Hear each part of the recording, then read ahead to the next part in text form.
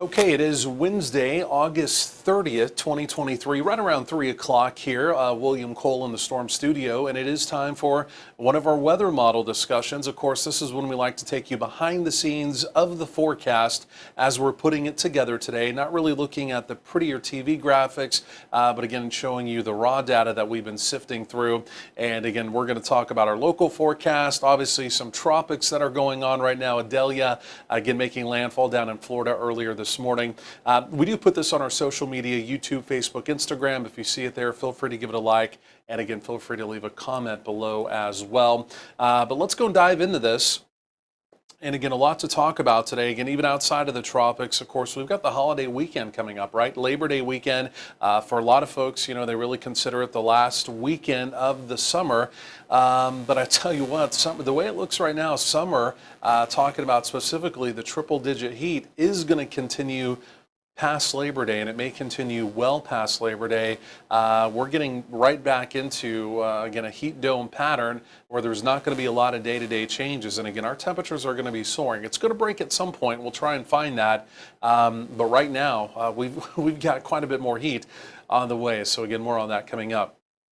But let's go and dive into this. This is where we like to start. Again, this is just our shot here from our Reunion Tower cam looking at downtown Dallas. Great shot, of course, but again, obviously it really paints the picture of the day, right? Lots of blue sky out there, but we are dealing with, again, just a few fair weather cumulus clouds.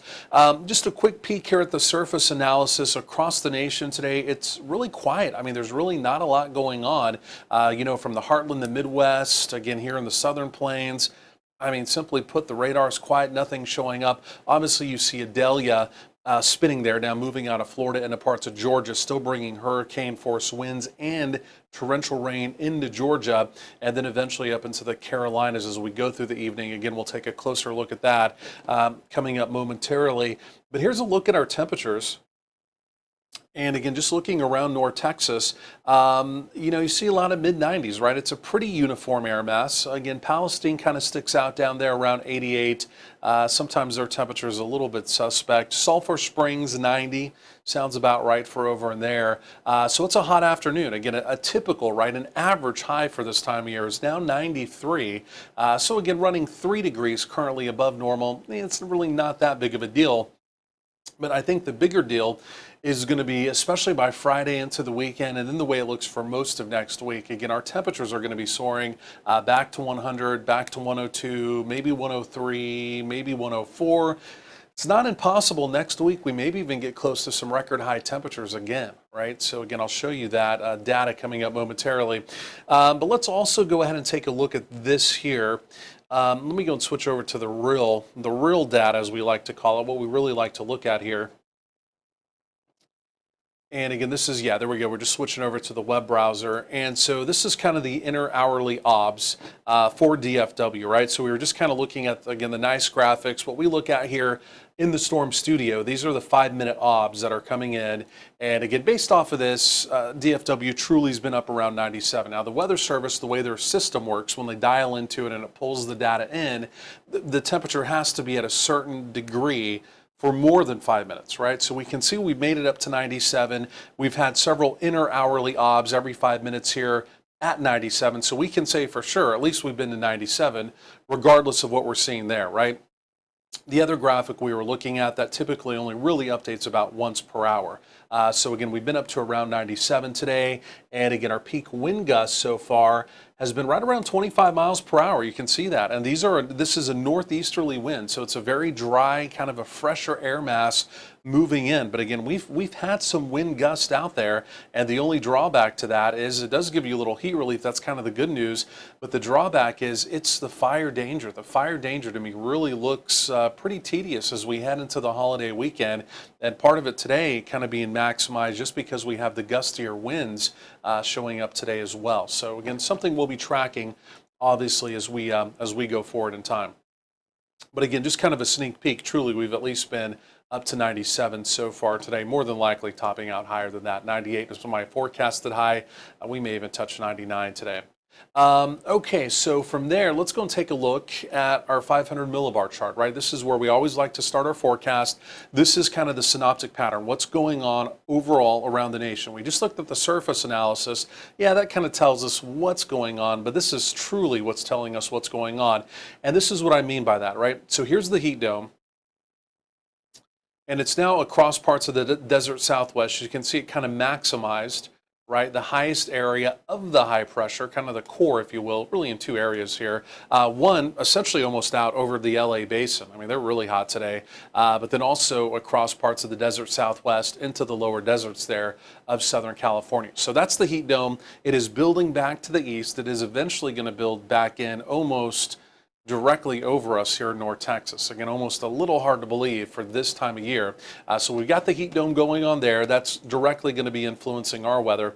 Now, the other thing we are watching, we've got a trough up here to the northwest, the Pacific Northwest. That's going to come swinging through the northern tier. It is causing some active weather for the folks up there. In fact, there could be a pretty decent push of thunderstorm activity through parts of the Dakotas a little bit later on today. And then, of course, we have this here.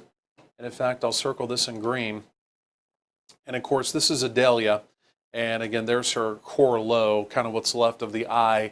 And again, she's going to be tracking right up through, again, the Carolinas, right up through the Outer Banks, and eventually back out to sea, where she'll just kind of wander, then eventually get sucked up into a storm trough. So she is a factor now, okay? You know, there was some really rogue data from the GFS, the American model. You know, we respect the American model, but the American model, the GFS, if you ever hear that term, can occasionally be an outlier, can occasionally be all over the place. And there was a run of the model that came out yesterday that actually had Adelia doing a loop-de-loop and coming back into Florida, okay? Of course, we really blew that data off completely, but I saw several people on social media that were really not necessarily getting excited that it was going to happen, but getting excited as maybe trying to sound the alarm that they thought there was going to be a loop-de-loop and Adelia was going to come back in.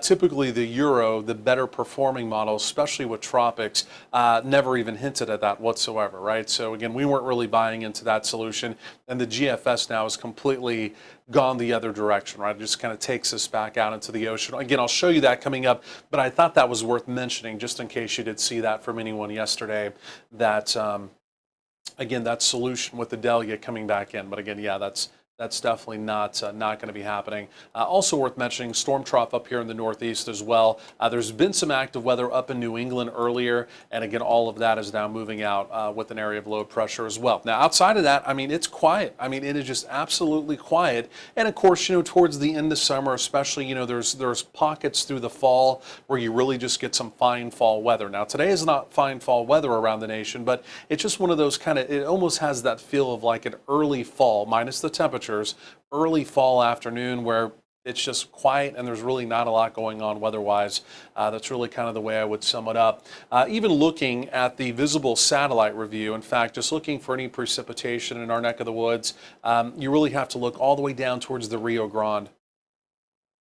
Maybe like down towards the Laredo area. Again, you can see a few showers and thunderstorms kind of moving out of hill country down towards the Rio Grande. That's it, right? I mean, we've got a pretty decent little pocket of cumulus cloud coming out of southeastern Oklahoma, our northeastern counties, like maybe up around the Bonham area, Paris, Sulphur Springs, some of those areas. Pretty decent pocket of Q there. But again, elsewhere you see just these fine little white dots. You see that all over. And again, those are just those fair weather cumulus clouds I was talking about, right? It doesn't really do much. Gives you a little shade, maybe gives you a little heat relief, but again, fair weather cumulus clouds, they don't really have the top to them, right? And so no real opportunity of any precipitation out of any of those. Okay, so from there, let's do this. Let's go, we'll dive into the tropics next, but let's go and take a look at our convective outlook. We like to look at this almost year-round, right? Here in North Texas, even though we're relatively quiet, we like to see what's going on convectively around the rest of the nation. Convectively mean if I can say it, it's kind of a tongue twister, the opportunity of severe weather. Now today, of course, it is along the eastern seaboard, all directly a result of Adelia. Most of it tropical, right? When you look at the categorical, not necessarily the severe categorical, but just the weather categorical properties that are happening. Again, hurricane force winds, again, tropical rain, all of that kind of in one bucket. But the reason why the Storm Prediction Center is getting involved with the severe weather bucket, if you will, is the opportunity of tornadoes, right? Anytime you're dealing with tropical system, the opportunity of land spouts coming in from sea, and again, even quick spin up tornadoes is always a concern. And so again, that's what we're seeing in this area here that they have with that enhanced risk of severe weather. It is specifically outlining the opportunity of tornadic activity. Elsewhere around the nation, again, it's quiet, right? Nothing really going on severe weather-wise. As we get into tomorrow, look at that, nothing going on. When you see the light green, that means general thunder. It means you could have a thunderstorm with lightning, maybe some gusty wind, but nothing that approaches severe criteria, right? So no severe weather in the forecast for tomorrow. That would be Thursday. Here's a look at Friday. My goodness, still no severe weather in the forecast. Of course, it's a good thing, but again, it's a little rare. I mean, this time of year, right? You start getting into August. We still think, kind of hot and dry here, but other parts of the nation, as the jet stream begins to get back involved in the weather, for other parts of the nation, the northern tier, the Northeast, this is the beginning of another severe weather season for them. And again, simply put, there's nothing showing up whatsoever. So let's go and take a look at the tropics, and then we will go ahead and look at our model data here too, locally, and that's really what we want to get to. We're just kind of talking about everything else before we get there. So there's Adelia. You can see she's now moving through the Florida-Georgia line.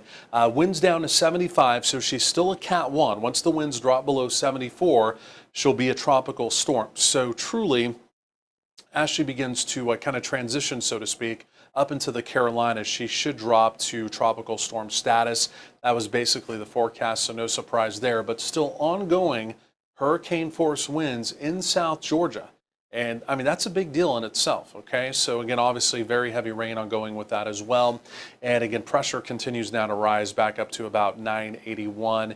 And again, the good news is moving at a pretty good clip to the northeast at 20. The faster the forward motion means it's in and out of areas quicker, right? So it kind of, to a certain extent, could minimize some of the, more impactful weather, right? If something moves through your area quick, maybe you can get away without a lot of damage or a lot of flooding. If it just kind of sits over your area, more damage, more flooding. It's kind of the best way to look at it.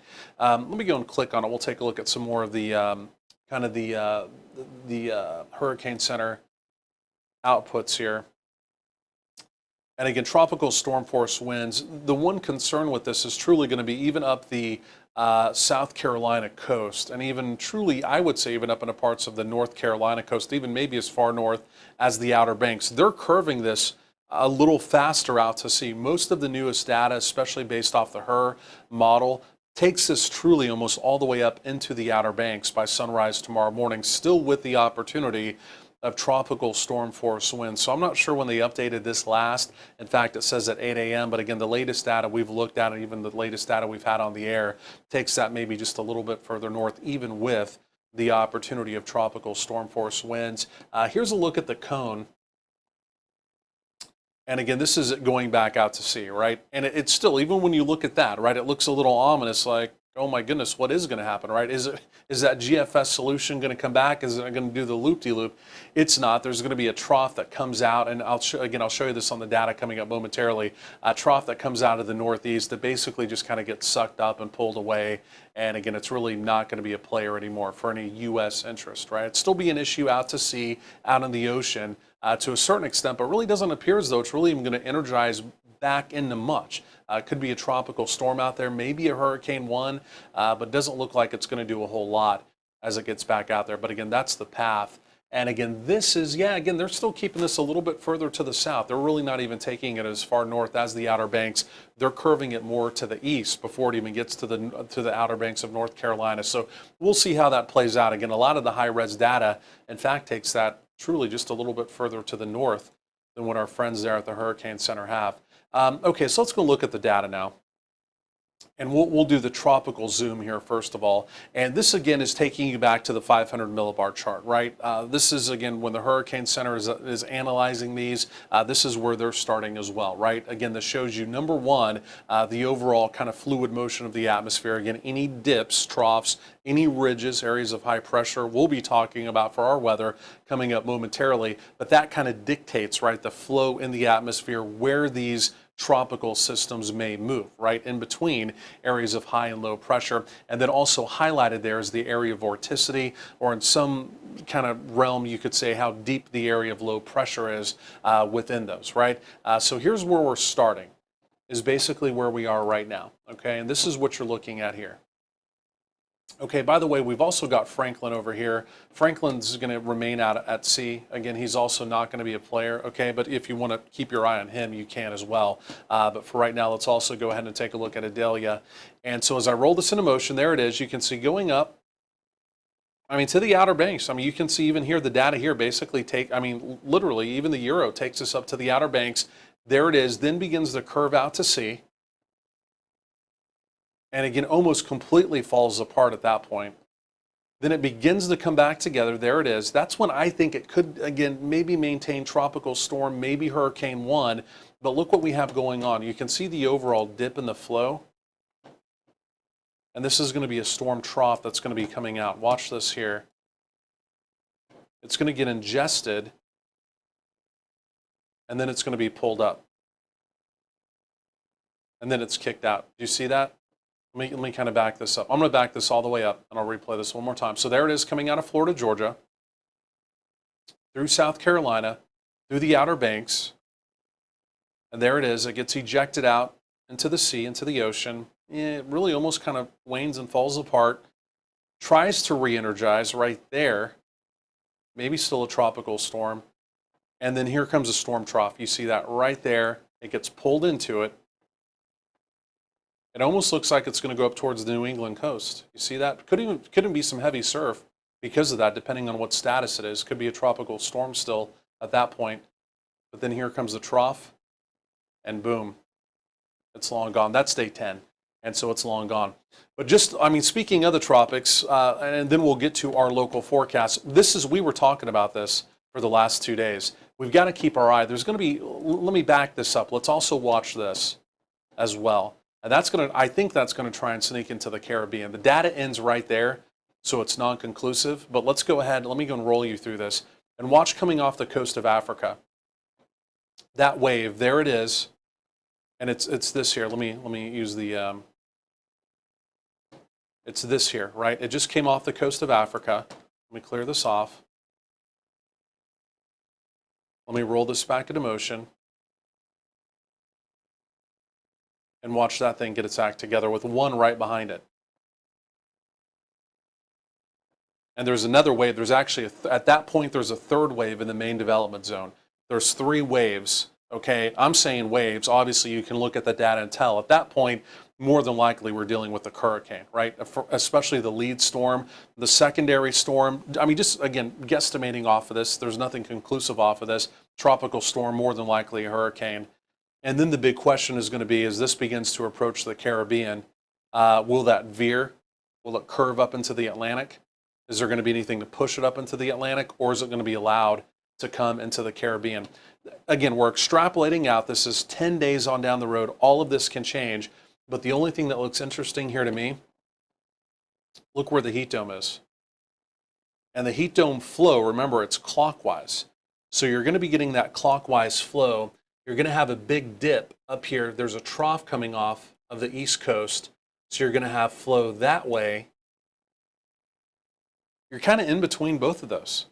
I mean, you're really at a point where things are almost inconclusive. There is a little area of high pressure right here as well, again, which would be clockwise flow. Again, I know this looks like a little kid drew all of this as I illustrate this, but literally, I mean, so at day 10, this is what we have going on. We have flow that could pull this up this way, up towards the trough and kick it out, or could it be pulled over with this clockwise flow in the Gulf towards the Caribbean? And it's inconclusive. I don't know. I don't know that anyone would know at this point. You see what I'm saying? So there's several features at play at day 10, and that could be a pretty significant hurricane. That one is going to be approaching the Caribbean and may shoot right into the Caribbean, or it could be curved and pinwheeled around that area of high pressure and then sucked up into that trough and then move away from land, right? So who knows? It's 10 days, again, all of that can completely change, but that's something we're going to need to keep our eye on for sure. And again, we've kind of been highlighting that one. That one's looked very interesting for the last several days, right? And then again, we've got this. Look at that. And then we've got this wave coming off. So 1, 2, 3 features moving out of our main development zone in about 6 to 7 to 8 to 9 to 10 days on down the road. So that's interesting there, right? So tropical season, and of course September, we all know that that's the peak of the season. September is the peak of tropical season. There was a study, and I believe this goes back not 30 years, but over the last 50 years. If you look back over the last 50 years, 75% of the tropical activity, right? 75, and that's a big number, right? 75% of the tropical activity over the last 50 years has been in the month of September. So it's not just like the peak of the season where you may have a few extra storms. I mean, you could almost say 75% of any given season is in the month of September. Okay, so none of that's unusual. That's basically right about where we should be. I mean, it's been a pretty slow season so far, but obviously you can tell what we have going on now. We just had a landfalling hurricane earlier this morning, and then just looking at the data going out over the next several days, yeah, we got stuff going on. Okay, let's go and jump into our forecast here. Obviously, we had a few extra minutes today. Normally, I have to really swing through these fairly quickly, but we had a little extra time today. Okay, here's what I want to do. I want to talk about our forecast. We'll get through this quickly, and then we'll wrap this up. But I want to do the same thing, and I want to actually use the other zoom, and I wish we would have used the other zoom for that. We can make this map bigger, and I apologize we didn't. But we're going to do the same thing, right? We're going to look at the 500 millibar chart here locally first. And when I say locally, for our local forecast, we're looking at the whole northern hemisphere. And we're doing the same thing. We're looking here, we're looking for dips and ridges. Okay, so number one, it's going to be all about the summer heat dome, right? Building back in. We're also going to be watching to the north because the northern tier is going to become a little more energized with storm troughs, right? And cooler air beginning to kind of sink down out of Canada. And then eventually, not anytime soon, but over the next couple of months, we'll begin to talk about colder air coming out of Canada, right? Right now we're watching for cooler air coming out of Canada. Okay, so let me go and roll this into motion. You can see a couple storm troughs up there through the northern tier, but this is what's really catching my eye. And this is by Saturday. Here we go into Sunday, even into Monday, Labor Day Monday. Look at where the heat dome is. I mean, it's not like the heat dome just comes back. It comes back centered right over North Texas. Now, there is a little wave. Remember, we've talked about this a couple times. You can see that little weak area of vorticity. It's going to come pinwheeling back, right? Because it's clockwise flow, so it's going to move around that area of high pressure. We looked at that for maybe an opportunity of maybe a couple isolated showers. The data's not doing anything with that anymore at all. I've taken that rain chance out completely. I just don't see anything happening with that, right? So Labor Day weekend, I mean, not that we were anticipating much rain. I mean, it was like a 10% shot, but again, I've taken that 10% shot out now, even for Labor Day weekend. Okay, let's go forward in time. Couple things to at least notate here, right? Number one, big trough, right? But look at the latitude, right? Where before, we were talking about stuff just up along the northern tier, right? It couldn't make it any further south. Look at what's happening. I mean, the latitude with this one is coming a little bit further down. Here's the dome. It's beginning to kind of beat the dome down just a little bit, okay? And I know it kind of looks like I said earlier, like a little elementary kid was illustrating there, but I mean, for all intents and purposes, you get what I'm doing and what I'm talking about. But let's watch that trough, right? So here we go. It sneaks through the northern plains and the central plains. Here's the dome now retrograding. Okay, important details here. Retrograding, moving back to the west, so the dome begins to retreat. We're more than likely going to get at least a little weak front out of that. We'll take a look at that. And then as we go forward in time, there's day 10. We may get a little front out of that, but look what happens. Look where we are. This is 10 days from now. This is the 12th of September. Halfway into September. It's the heat dome. That's a dry pattern. It's a hot pattern. I mean, as the days get shorter, right, as the sun begins to set a little bit earlier, it truly does make a difference because your overnights become a little bit longer. You allow those temperatures to cool down a little bit more. The sun angle also begins to change. And so even though you may have a heat dome centered right over you, you typically have a harder time getting some of the crazier temperatures we had earlier in the summer. And I say earlier in the summer like a week and a half or 2 weeks ago, right? So it's still hot, still looks like a lot of triple digits, but it's not going to be as crazy hot. We just, as you get deeper into September, it's just harder to do. But again, for the pattern itself, I mean, it's the same. We have one trough that, I mean, we'll look at here that may give us a, kind of a weak front. It'll be a continental front into the area, but I mean, that's it. I mean, as far as the overall pattern goes, it's unchanged, right? It's it's an unremarkable pattern. There's no change. So here, we'll look at the 850 millibar chart. This is just off the surface, but this does a pretty good representation of the air mass or any air mass change, right? Or in this situation, even if it's continental air, showing you where there may be some continental air even moving around parts of the nation, okay? So here we go. You can see heading into the weekend, right? It's all about the heat dome. Everything looks hot. And it's not just hot here. I mean, look at the northern plains. Look at like the Dakotas.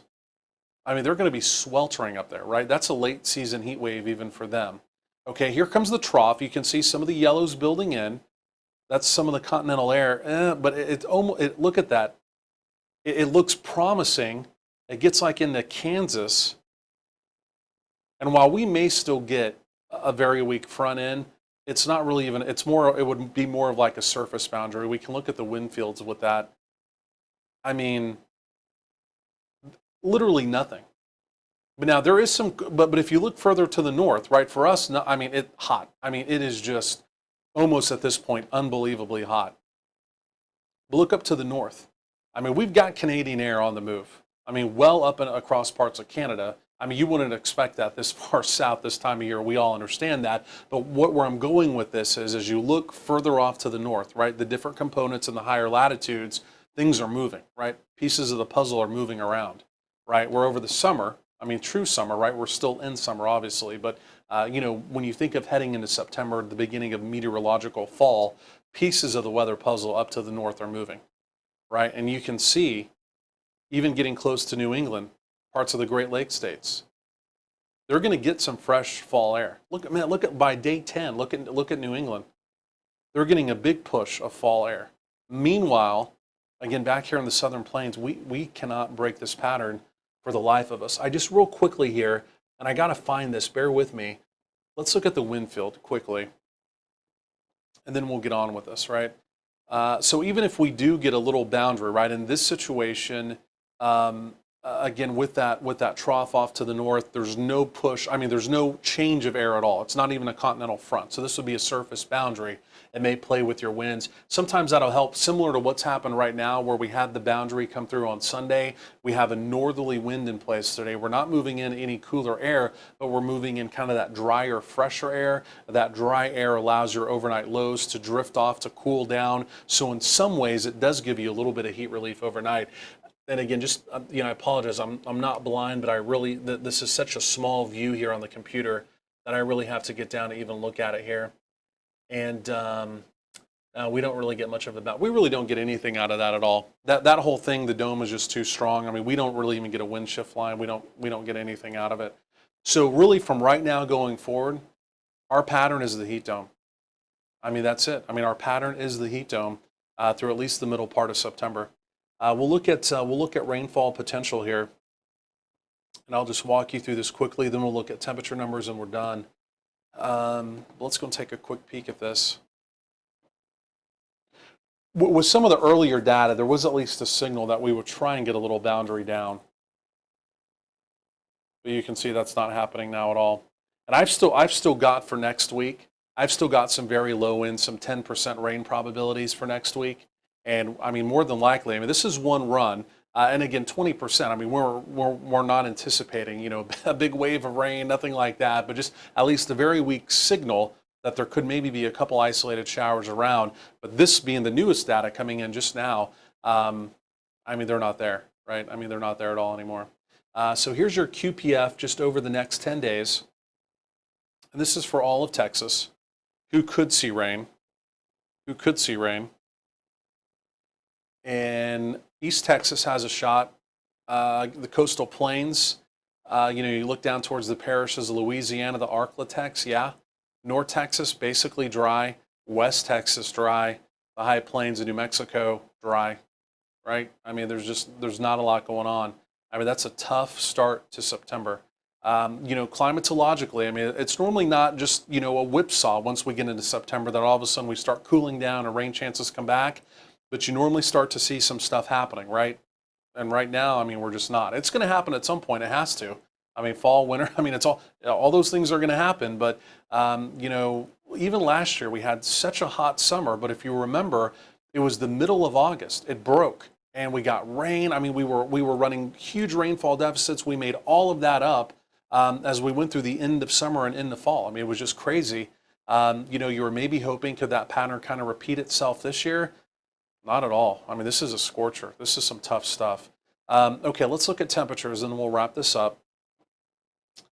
And this is the blended models. This is really what I forecast off of. This takes the Euro data that we've been looking at. It takes the GFS, the ensembles, and then it also puts in the high-res data and several other models as well. It combines all of it. It's all weighted, then it's spit out. And this is something from NCEPS or NOAA, the National Weather Service, and something that they use. Really, the National Weather Service truly uses this for all their grids as they're doing their forecast over there as well. This is the data that they truly pull in.